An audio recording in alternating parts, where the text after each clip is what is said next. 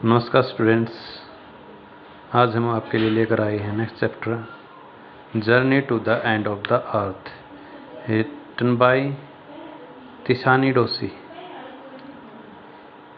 Before you read, पढ़ने से पहले if you want to know more about the planets past, present and future, लेखक कहता है यदि तुम ग्रह के अतीत, वर्तमान और भविष्य के बारे में ज़्यादा जानना चाहते हो, the Antarctica is the place to go to बोनोवेक। तो आपको समुद्री यात्रा करके अंटार्कटिका जाना होगा। यही वही स्थान है जहां हम इस ग्रह के पास्ट के बारे में जान सकते हैं, प्रेजेंट के बारे में और फ्यूचर कैसा होगा। Early this year I found myself aboard a Russian research vessel. इस वर्ष के प्रारंभ में मैंने अपने आप को एक रूसी रिसर्च समुद्री जहाज पर पाया। वेसल का मतलब यह समुद्री जहाज है। वैसे वेसल मीन क्या होता है? बर्तन, जिसका नाम है द एकेडमिक सोकोल्स्की। उस समुद्री जहाज का नाम Akademik Shokalskiy. Heading towards the coldest, driest, windiest continent in the world, जो सब इस संसार के सबसे ठंडे, सबसे सूखे, सबसे तूफानी महाद्वीप की यात्रा के लिए आगे बढ़ रहा था। अंटार्कटिका ऐसा महाद्वीप कौन सा है? अंटार्कटिक महाद्वीप। My journey began 13.09 degree north of the equator in Madras. मेरी यात्रा 13.09 डिग्री भूमध्य रेखा से उत्तर की ओर मद्रास में शुरू हुई। And involve crossing 9 time zones, और मैंने 9 समय जोन शामिल किए। 6 checkpoint, 3 bodies of water और 3 जलीय पिंड, and at least as many ecospheres, और इतने ही जैवमंडल। By the time I actually set foot on the Antarctic continent, जिस समय तक मैं सचमुच मैंने अंटार्कटिक महाद्वीप पर कदम रखा, I had been travelling over 100 hours in combination of a car, an aeroplane and a ship. तो मैं तब तक कार, हवाई जहाज और समुद्री जहाज की यात्रा को कुल मिलाकर 100 घंटे की यात्रा इन तीनों चीज़ों से मैं कर रहा था। इसलिए my first emotion on facing Antarctica's expansive white landscape and uninterrupted blue horizon was relief क्या होता है? राहत। Horizon ecstasies, expansive white landscape, विस्तृत सफ़ेद भूदृश्य, अनइंटरप्टेड शांत। अंटार्कटिका के विस्तृत सफ़ेद भूदृश्य और शांत नीले एक्सटीज का सामना करने पर मेरी पहली भावना राहत थी, चैन की सांस थी। Followed up with an immediate and profound wonder, और इसके तुरंत बाद मेरे अंदर एक तुरंत अकस्मात और गहरा आश्चर्य मुझे हुआ। प्रोफाउंड गहरा, वंडर आश्चर्य। वंडर किस चीज़ पर आश्चर्य? एट इट्स इमेंसिटी विशालता, इट्स आइसोलेशन एकांत, but mainly at how there could ever have been a time when India and Antarctica were part of the same land mass. और आश्चर्य किस चीज़ पर हुआ? इसके एकांतवास से, जो एकांत वहाँ था, और विशेष तौर पर इस बात पर कि किस प्रकार कभी भारत और अंटार्कटिक इस एक ही भूखंड के हिस्से रहे होंगे। इस बात पर लेखिका को, तिसानी डोसी को, हैरानी हुई। पार्ट ऑफ हिस्ट्री, इतिहास का हिस्सा, भाग 650 मिलियन ईयर्स एगो, 650 मिलियन वर्षों पहले ए जिएंट अमलगेमेटेड साउदर्न सुपर कॉन्टिनेंट, एक विशाल मिश्रित दक्षिणी महाद्वीप गोंडवाना, डिड इंडीड एग्जिस्ट, सचमुच में अस्तित्व में था, सेंटर्ड रफली around the present day Antarctica, जिसका केंद्र वर्तमान के समय में अंटार्कटिका जिसको हम कहते हैं इसके आसपास ही था।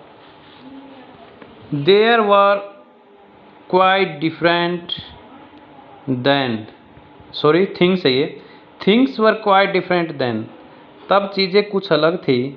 Humans had not arrived on the global scene, मानव पृथ्वी पर नहीं आया था। And the climate was much warmer, और जलवायु कुछ ज़्यादा ही गर्म थी। Hosting a huge variety of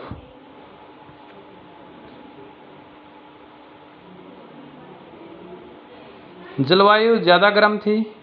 hosting a huge variety of flora and fauna, वन और जन की विशाल विविधता वहाँ पर थी। फ्लोरा एंड फाना वनस्पति जगत, और जन और वन से संबंध है फ्लोरा और फाना का। For 500 million years Gondwana thrived, 500 वर्षों तक गोंडवाना फलता फूलता रहा, फलना फूलना thrived. But around the time when the dinosaurs were wiped out, लेकिन उस समय तक जब डायनासोर लुप्त हो गए थे, वाइप्ड आउट लुप्त हो जाना। And the age of the mammals got underway, mammal स्तनधारी, और स्तनधारियों का समय आने वाला था। The land mass was forced to separate into countries, shaping the globe much as we know it today, और भूखंड देशों में बंटने के लिए विवश था और एक विश्व का आकार ले रहा था, जिसको आज हम ग्लोब के रूप में जानते हैं, पूरे पृथ्वी के रूप में जानते हैं। To visit Antarctica now is to be a part of that history, Antarctic महाद्वीप की यात्रा करना आज एक उस इतिहास का हिस्सा है। To get a grasp of, इस बात को समझना, where we have come from, कि हम कहाँ से आए हैं, and where we could possibly be heading, और हम किस दिशा की ओर संभवतया जा सकते हैं। It's to understand the significance of Cordilleran faults and Precambrian granite shields, ozone and carbon, evolution and extinction। Significance महत्व, faults सतह, shields कवच, evolution and extinction उत्थान और पतन, और Cordilleran सतहों और प्री कैम्ब्रियन ग्रेनाइट कवचों के महत्व को समझना है।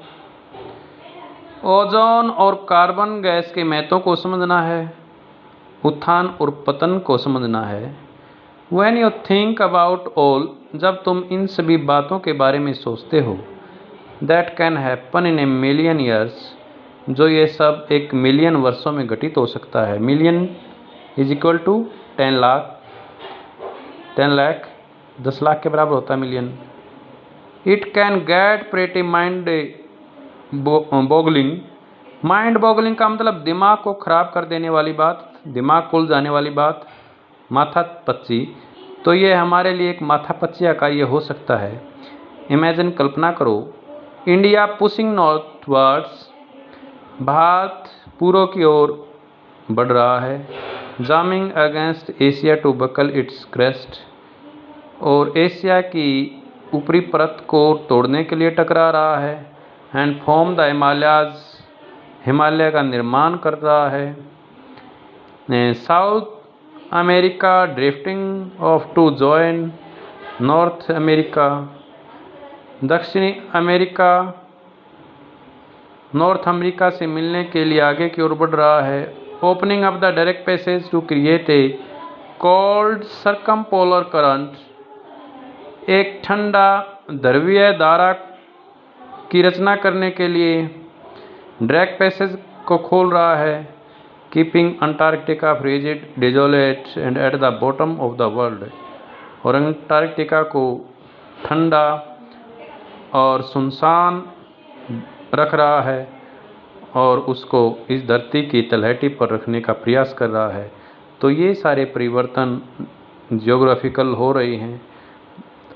डियर स्टूडेंट्स, आपका जो ये लेसन है ये भूगोल शास्त्र के ऊपर निर्भर करता है। भूगोलिक वो जो अंटार्कटिक महाद्वीप है अपना, वो उसकी भौगोलिक परिस्थितियों को बता रहा है, वहाँ सब कैसा है।